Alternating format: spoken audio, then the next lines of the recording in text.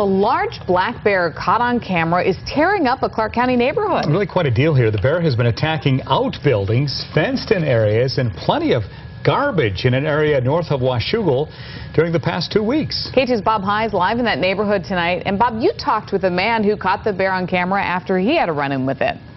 Yeah, he said it was frightening, especially when he finally realized exactly what it was. There are homes dotted all across this part of Clark County. People here say they've never had problems with bears until now.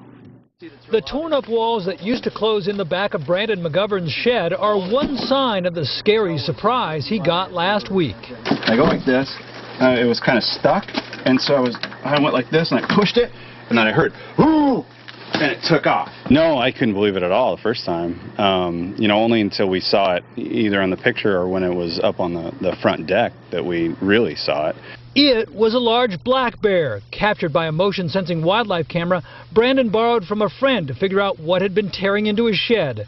The bear eventually made it up onto Brandon's front porch. When it put its nose up to the glass, I mean, it's like, hey, how you doing, man? It freaked us out for sure. This was 8:30 last night. He came into the garage and got it and just dragged it out. The door on Brian McKenzie's garage happened to be open. A trail of debris, bear droppings in the grass, and claw marks on the concrete where the bear pushed over a cyclone fence leave little doubt a bear was here too. I'm more scared for my family, what happens if I'm not here, and where he is going in the house and where they're not showing fear of people.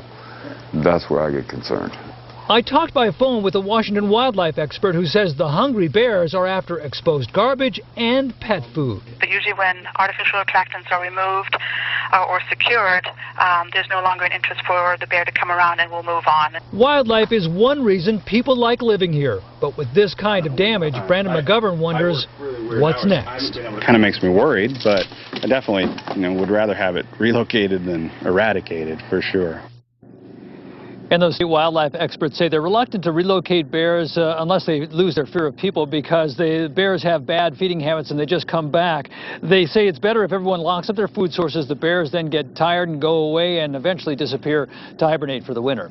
Live north of Washougal, Bob High, K2 News. All right, Bob, thank you.